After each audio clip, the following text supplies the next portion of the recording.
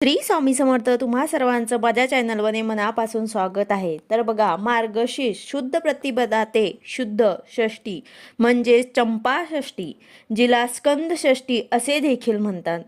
तर या दरम्यान मणी आणि मल्लासूर या दोन उन्मत्त राक्षसांशी 6 दिवस घनघोर युद्ध करून मल्हारी मार्तंडयांनी म्हणजेच खंडोबा महाराजांनी त्यांचा वध केला होता. म्हणून या 6 दिवसांमध्ये खंडोबा महाराजांचा नवरात्र उत्सव, ज्यालाच षडरात्र उत्सव असं देखील म्हणतात, हा साजरा केला जातो. ज्यांचं कुलदैवत खंडोबा असेल त्यांच्या घरी घटस्थापना केली जाते. कुलधर्म कुलाचार केला जातो. खंडोबा नवरात्री घटस्थापना कशी करावी, पंचमीला काय करावं, चंपाषष्ठी कशी साजरी करावी, खंडोबा नवरात्रीत कुठली आध्यात्मिक सेवा करावी, खंडोबा नवरात्रीची संपूर्ण पूजाविधी याविषयीची संपूर्ण माहिती मी तुम्हाला आजच्या व्हिडिओमध्ये सांगणार आहे. व्हिडिओ पूर्ण बघा जेणेकरून तुम्हाला संपूर्ण माहिती मिळेल. जर तुम्ही चॅनलवर नवीन असाल तर चॅनलला सबस्क्राईब करायला मात्र विसरू नका आणि व्हिडिओला लाईक करायला मात्र विसरू नका. तर बघा, यावर्षी खंडोबा नवरात्रीला सुरुवात होत आहे 13 डिसेंबर रोजी आणि त्यांची समाप्ती होईल चंपाषष्ठी रोजी. आपल्या घरातील मुलामुलींचे विवाह जमण्यासाठी, नोकरी व्यवसायातील समस्याचे निवारण होण्यासाठी, आर्थिक प्रगतीसाठी कुलदेवतेची कृपा असणं अत्यंत महत्त्वाचं आहे आणि म्हणूनच कुलधर्म कुलाचार हा केलाच पाहिजे. घटस्थापना जरी आपल्या घरी होत नसेल तरी देखील आपल्या सर्वांचे कुलदैवत हे भगवान शंकरच आहे आणि खंडोबा महाराज हे शंकरांचेच अवतार आहे.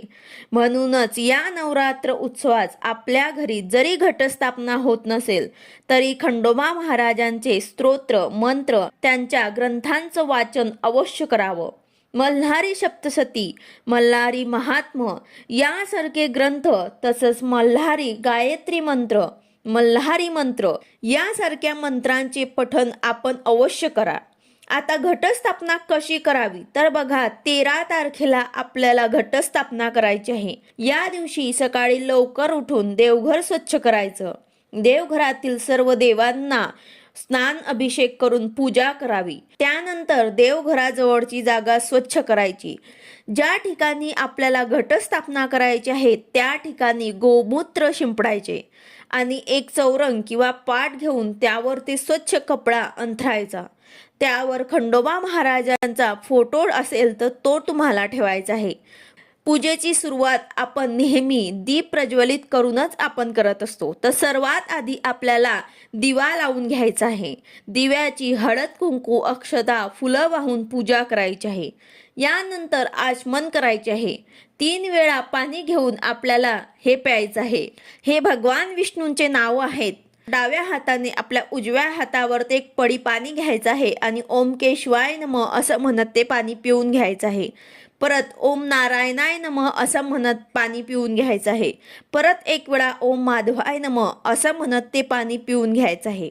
यानंतर आपल्याला 2 वेळा असंच आपल्या उजव्या हातामध्ये एक पडी पाणी घ्यायचं आहे आणि ओम गोविंदाय नमः म्हणत ताम्हणामध्ये सोडायचं आहे. परत एक वेळा आपल्या उजव्या हातामध्ये पाणी घ्यायचं आहे आणि ओम विष्णवे नमः म्हणत ते पाणी परत आपल्याला ताम्हणामध्ये सोडायचं आहे. तर अशा प्रकारे आपल्याला आचमन करायचं आहे. आचमन झाल्यानंतर आपल्याला संकल्प करायचा आहे. उजव्या हातात थोडं पाणी घ्यायचं आहे. त्यामध्ये हळद कुंकू अक्षता एखादं फूल आपल्याला घ्यायचं आहे. खंडोबा महाराजांना प्रार्थना करायची आहे आणि म्हणायचं आहे की आपलं नाव आणि आपलं गोत्राचं नाव उच्चारण करायचं आहे. मी अमुक गोत्रात उत्पन्न अमुक नावाची माझ्या सर्व कुटुंबाला क्षेम स्थैर्य आयु आरोग्य विद्या ऐश्वर्य प्राप्तीसाठी आर्थिक सबलीकरणासाठी तसेच कुलदेवी आणि कुलदेवतांची अखंड कृपादृष्टी प्राप्त करण्यासाठी घटस्थापना अखंड दीप प्रज्वलन आणि श्री मल्हारी मार्तंडयाची यथाशक्ती स्तोत्र आणि मंत्र सेवा करणार आहे. माझी ही सेवा माझ्याकडून करून घ्यावी ही विनंती खंडोबा महाराजांना करायची आहे आणि हे पाणी तुम्हाला ताम्हणामध्ये सोडून द्यायचं आहे. तर अशा प्रकारे तुम्हाला संकल्प घ्यायचा आहे. यानंतर आपण कुठल्याही पूजेची सुरुवात जे करत असतो ते गणपती बाप्पांच्या पूजेनेच करत असतो. तर आपल्याला गणपती बाप्पांची मूर्ती जी आहे ते आपल्याला ताम्हणामध्ये घ्यायची आहे आणि शुद्ध पाण्याने आपल्याला अभिषेक करायचा आहे. नंतर पंचामृताने करायचा आहे. पुन्हा शुद्ध पाण्याने आपल्याला स्नान घालायचे आहे, अभिषेक करायचा आहे. ओम गण गणपते नमः मनातल्या मनात जप करून आपल्याला गणपती बाप्पांची मूर्ती स्वच्छ पुसून ती स्थापन करायची आहे. गणपती बाप्पांना गंध, अक्षता, फुलं व्हायची आहे, धूप दीप ओवाळायचं आहे. अशा प्रकारे पंचोपचार पूजा करायची आहे. यानंतर आपल्याला कलशाची स्थापना करायची आहे. एक तांब्यात पाणी भरून त्यात 1 रुपया आणि 1 सुपारी, अक्षता, हळद कुंकू, 1 फूल टाकायचं आहे आणि तांब्यावर खालून वरती हळद कुंकवाने 5 रेषा ओढायच्या आहे आणि 5 विड्याची पानं घालायची आहे. त्यावरती श्रीफळ म्हणजेच नारळ ठेवायचं आहे. कलशाला कलावा म्हणजेच धागा सुद्धा बांधायचा आहे. कलशाची पंचोपचार पूजा करायची आहे. कलशाची पूजा म्हणजेच वरुण देवतांची पूजा. यानंतर खंडोबा महाराजांचा टाक असेल तर त्या टाकाला ताम्हणामध्ये घ्यायचा आहे आणि अभिषेक करायचा आहे. शुद्ध पानाने मग पंचामृताने नंतर शुद्ध पाण्याने अभिषेक करायचा आहे. खंडोबांच्या टाकावर ते 1 वेळा श्रीसूक्त व 1 वेळा रुद्र अथवा शिवमहिम्न म्हणून अभिषेक करायचा आहे. हे दोन्ही स्त्रोत आपल्याला नित्यसेवामध्ये मिळून जातील. आपल्याला जर पठण करणं शक्य नसेल तर तुम्ही मोबाईलवरती लावून सुद्धा करू शकतात. तर अशा प्रकारे आपल्याला अभिषेक करायचा आहे आणि अभिषेक झाल्यानंतर टाक स्वच्छ पुसून चौरंगावरती 2 विड्याची पानं घ्यायची आहे. त्यावर कुंकुवाने स्वस्तिक काढायचं आहे आणि पानांचे देठ देवांकडे करायचे आहे आणि त्यावरती खंडोबा महाराजांची टाक आपल्याला झोपवून ठेवायची आहे. खंडोबा महाराजांना भंडारा म्हणजेच हळद खूप प्रिय आहे. खंडोबा महाराजांना भंडारा व्हायचा आहे. तर अशा प्रकारे आपल्याला खंडोबा महाराजांची पूजा करायची आहे. आता ज्यांच्याकडे जसं नवरात्रीमध्ये आपण कुलदेवीचा घट बसवत असतो तसे सुद्धा करू शकतात. तसे ज्यांच्याकडे करत असतील त्यांनी आवर्जून ते करा. तर बघा, एका टोपलीमध्ये आपल्याला शेतातील पवित्र माती घ्यायची आहे. त्यामध्ये आपल्याला धान्य पेरायचे आहे, गहू मिसळायचे आहे. त्यावर स्वच्छ धुतलेला मातीचा एक घट आपल्याला ठेवायचा आहे. त्यात आपल्याला पाणी भरायचं आहे. त्यात 1 सुपारी, 1 नाणा, गंध, अक्षता, फुलं हे आपल्याला टाकायचे आहे. त्याचबरोबर विड्याची 5 पानं किंवा आंब्याचा डहाळा आपल्याला ठेवायचा आहे आणि घटाच्या 4ही दिशेला पूर्वेकडून उत्तर ते हळदीचे गंध लावायचे आहे. घटावर एका तांब्याच्या किंवा स्टीलच्या ताटलीत तांदूळ भरून त्यावर हळदीचे अष्टदल काढून आपल्याला खंडोबा महाराजांची जे टाक आहे आपण अभिषेक करून ठेवायचे आहे. तर अशा प्रकारे सुद्धा तुम्ही करू शकतात. आता खंडोबा महाराजांची टाक जे आहे ते तुम्ही तांदळांवरती अशी सुद्धा ठेवू शकतात किंवा मग तांदूळवरती तुम्हाला 2 विड्याची पानं ठेवायची आहे आणि त्यावरती तुम्हाला खंडोबा महाराजांची टाक जे आहे ते ठेवायचे आहे. तर अशा प्रकारे सुद्धा तुम्ही करू शकतात. घट बसवून म्हणजेच मातीचा घट सुद्धा तुम्ही बसवू शकतात किंवा मग आपल्याला तांब्या जो आहे तो सुद्धा तुम्ही कलश मांडून एका साईडला 2 विड्याच्या पानांवरती खंडोबा महाराजांची टाक सुद्धा ठेवू शकतात. तर अशा प्रकारे तुम्हाला खंडोबा महाराजांची घटस्थापना करायची आहे. त्यानंतर खंडोबा महाराजांची पंचोपचार आपल्याला पूजा करायची आहे. त्याचबरोबर देवघरातील शंख आपल्याला घ्यायचा आहे. उजव्या बाजूला आपल्याला शंखाची स्थापना करायची आहे. शंखाला गंध लावायचा आहे, फुलं व्हायची आहे. डाव्या बाजूला घंटीची स्थापना करायची आहे. कलशासमोर विड्याची 2 पानं घ्यायची आहे. त्यावरती 1 सुपारी, 1 नाणं, बदाम, हळकुंड आपल्याला ठेवायचं आहे. त्याचबरोबर ज्या ग्रंथांचं आपण वाचन करणार आहेत नवरात्रीमध्ये, मल्हारी सप्तशती, मल्हारी महात्म्य हे ग्रंथ देखील आपल्याला पूजेत मांडायचे आहे. त्यांचं पूजन सुद्धा आपल्याला करायचं आहे. त्यानंतर चौरंगावर खंडोबा महाराजांचा फोटो असेल तर तो सुद्धा तुम्हाला ठेवायचा आहे. त्याची पंचोपचार पूजा सुद्धा तुम्हाला करायची आहे. यानंतर अखंड दीप प्रज्वलन करायचं आहे. स्वच्छ आपल्याला अखंड दिवा घ्यायचा आहे, तो आपल्याला प्रज्वलित करायचा आहे. त्याचं आपल्याला पूजन करायचं आहे, त्याला फुलं वाहायची आहे. हा दिवा नवरात्रीमध्ये या नवरात्र उत्सवाच्या दरम्यान विझणार नाही याची आपल्याला काळजी घ्यायची आहे. चुकून दिवा जर विझला तर खंडोबा महाराजांचं क्षमा मागून परत प्रज्वलित करायचं आहे. यानंतर आता पूजा झाल्यानंतर एक मंत्र म्हणत आपल्याला घटाला पहिल्याच दिवशी विड्याच्या पानांची माळ बांधायची आहे। जशी आपण कुलदेवीची नवरात्रीमध्ये घटाला माळ बांधत असतो, तशीच कुलदेवतांना सुद्धा आपल्याला विड्याच्या पानांची पहिल्याच दिवशी माळ बांधायची आहे।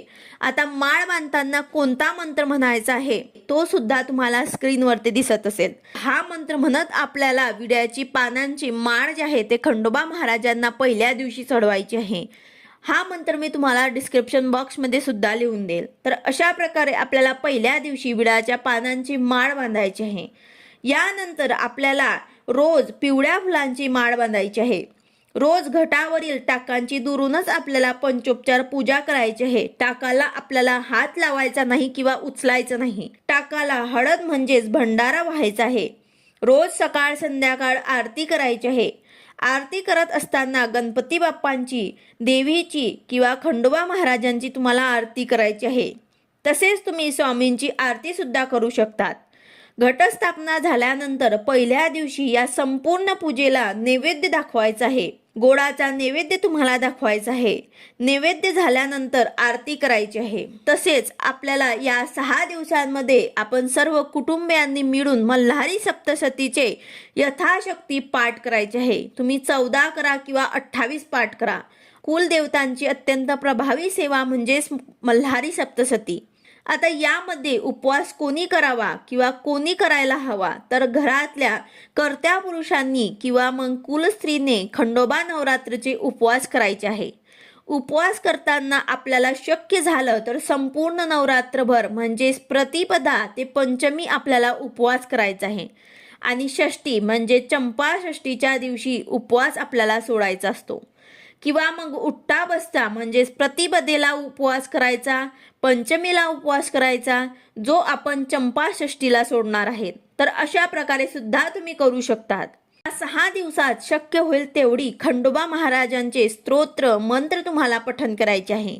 तसेच पंचमीला काय करावं, तर बघा नवरात्र उत्सवातील पंचमी हे खूप महत्त्वाची तिथी मानली जाते।